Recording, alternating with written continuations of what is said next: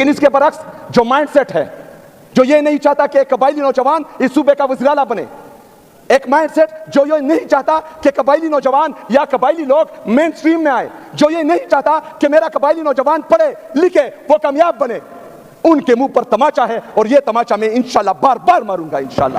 کچھ لوگوں کے انٹرسٹ دیکھیں، سارے ادارے صرف اور صرف عمران خان کو نیچا دکھانے کے لیے، اس کو جو ہے جیل میں بند رکھنے کے لیے، ان کی اہلیہ کو جیل میں بند رکھنے کے لیے، ان کی بہنوں پر رات کے اندھیرے میں زہریلا پانی چھوڑ دیا جاتا ہے، ان کو مارا جاتا ہے، ان کو سڑک پر گرایا جاتا ہے۔ ہمارے جو اسیران ہیں جو کوٹ لکھپت جیل میں ہیں ان کو جو ہے قید و بند کی صحبتیں برداشت کرنی ہو رہی ہیں، مزید ہمارے صحافیوں پر جو ہے وہ قطغن لگائی جا رہی ہیں، ہمارے وکلاء کو اٹھایا جا رہا ہے، اغوا کیا جا رہا ہے، لیکن ہمارے اداروں کو پاکستان کی کوئی فکر نہیں۔ ہم ایک طرف تمام صوبے کی عوام کہہ رہے ہیں کہ ملٹری آپریشن کسی مسئلے کا حل نہیں ہے، دوسری طرف یہ جو ہے لوگوں کو جبری میں چیختا رہا، میں چلاتا رہا کہ اس وقت جہاں پر آپ ملٹری آپریشن کرنے جا رہے ہیں وہاں پر جانور بھی نہیں رہ سکتے۔ انہوں نے پہلے الزام لگایا کہ اسمگلر ہیں، پھر الزام لگایا کہ دہشت گرد ہیں۔ دونوں بیانیوں میں ان کو منہ کی کہانی پڑی کیونکہ پورے پاکستانیوں کو پتا ہے کہ یہ جھوٹ بول رہے ہیں۔ کیونکہ آج بھی پورا پاکستان صرف پاکستان کا واحد لیڈر عمران احمد خان نیازی کو سمجھتے ہیں۔ الحمدللہ عمران خان کے سپاہی آئے ہیں، وہ بند کمروں کے فیصلے بھی مسلط نہیں ہونے دیں گے، اور اگر کوئی بدماشی سے زور زبردستی سے ڈنڈے کی زور پر بندوق کی نوک پر یہاں پر مسلط کرنا چاہے گا تو انشاءاللہ تعالی ہم ان کے خلاف کھڑے ہوں گے انشاءاللہ تعالی۔ السلام علیکم ناظرین کرام، آپ کو مکمل ویڈیو دکھاتے ہیں۔ وزیر اعلیٰ سہیل آفریدی نے آج اسمبلی پہنچتے ہی اخیر کر دی۔ سہیل آفریدی نے طاقتوروں کو مخاطب کرتے ہوئے کیا کچھ کہا، آپ یہ ویڈیو دیکھیے پھر اس پر بات کرتے ہیں۔ کیونکہ رجیم چینج آپریشن کے بعد جب ہمارے لیڈر ہمارے قائد جناب عمران خان صاحب کی ایک جمہوری حکومت کو لندن پلان کے تحت گرایا گیا تو اس کے بعد ہم نے تمام پاکستانیوں کو اس پلان کے حوالے سے بتایا گیا تھا کہ پختونوں کے سر کا سودا ایک دفعہ پھر ہو گیا ہے اور ان دہشت گردوں کو ایک دفعہ پھر خیبر پختونخوا میں بسایا جا رہا ہے۔ لیکن اس وقت کی حکومت، ان کے وزراء اور کچھ اداروں کے ارکان یا ملازم وہ یہ کہہ رہے تھے کہ ہم جھوٹ بول رہے ہیں۔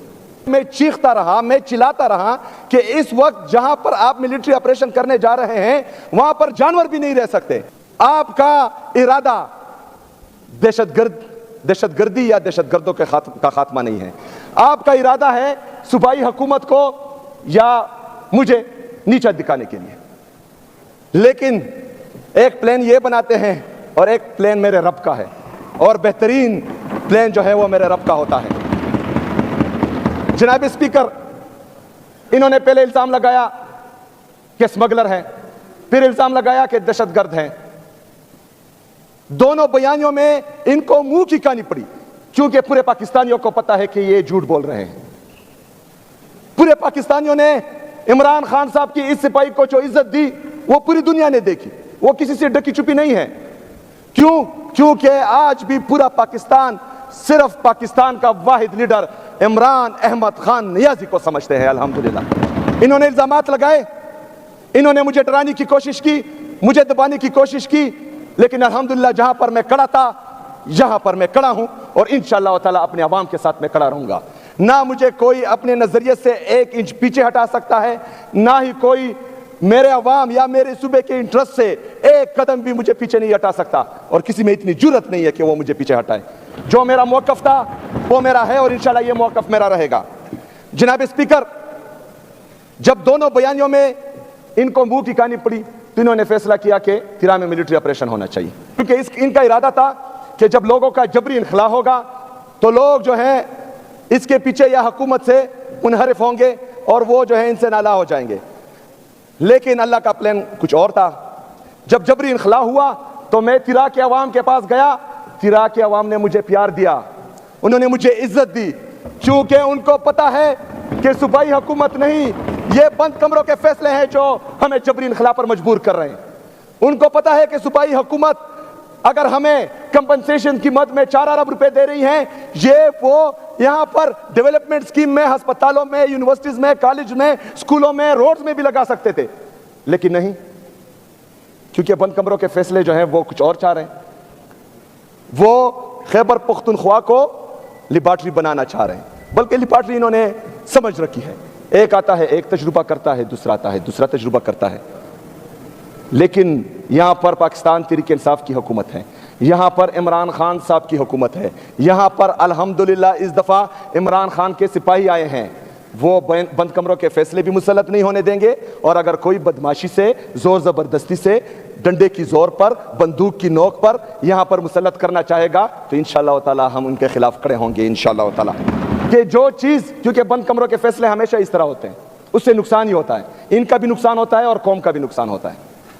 जब इनको मालूम पड़ा कि इन्होंने जो बंद कमरों में मंसूबा साजी की थी वो इनके गले पड़ रही है, इन्होंने कल एक प्रेस रिलीज जारी की जनाब स्पीकर, और ये प्रेस रिलीज आज मैं फिर फ्लोर ऑफ द हाउस कह रहा हूं कि ये सूबाई हुकूमत और इदारों, सूबाई हुकूमत और वफाकी हुकूमत के दरमियान तसादुम का परवाना है। जनाब स्पीकर, ये परवाना सिर्फ हमारे खिलाफ जारी नहीं हुआ, जो 24 रुकनी कमेटी इन्होंने बनाई थी ये उनका भी डेथ वारंट है, क्योंकि उसमें इनका जिक्र है। लोग अब उन 24 रुकनी कमेटी को अपना दुश्मन समझेंगे, एक तरफ लोग समझेंगे, दूसरी तरफ कुछ और लोग जो लाए गए हैं वो भी समझेंगे। अच्छा, एक तरफ तो ये 24 रुकनी कमेटी के साथ, हालांकि उनको डराया गया, धमकाया गया, दबाया गया और उसके बावजूद उनसे साइंस लिए गए। अभी जो हैं कुछ दिनों में उनके वीडियोस भी आएंगे, क्योंकि उनको डराया और धमकाया जा रहा है कि सूबाई हुकूमत के खिलाफ आप बयानात दें, लेकिन हम उनको खुली छूट देते हैं क्योंकि ये जालिम है, कर सकते हैं जुल्म। अगर वो फर्ज करें हमारे खिलाफ बयान देते हैं और इससे इनकी जान छूटती है तो बेशक दे दे, क्योंकि उनको मुसलसल डराया और धमकाया जा रहा है। जनाब स्पीकर, एक तरफ तो उनको मसलों में घेर दिया, उनके डेथ वारंट तकरीबन इन्होंने इशू कर दिए, दूसरी तरफ इनके जो नुमाइंदा है कोर कमांडर पेशावर और IGFC, उन पर इन्होंने अदम एतमाद का इजहार किया है। जो थोड़ा बहुत लोगों का एतमाद बहाल हो रहा था वो भी इन्होंने जायल कर दिया इस प्रेस रिलीज से, क्योंकि जितने भी जरगे हुए हैं, जितनी भी मीटिंग्स हुए हैं इनमें बाकायदा कोर कमांडर और IGFC उनका हिस्सा थे। तो एक तरफ 24 रुकनी कमेटी जो इन्होंने बनाई थी उनके खिलाफ इन्होंने प्रेस रिलीज के जरिए डेथ वारंट इशू किया, दूसरी तरफ जो है अपने IGFC और कोर कमांडर के खिलाफ इन्होंने अदम एतमाद का वारंट इशू कर दिया।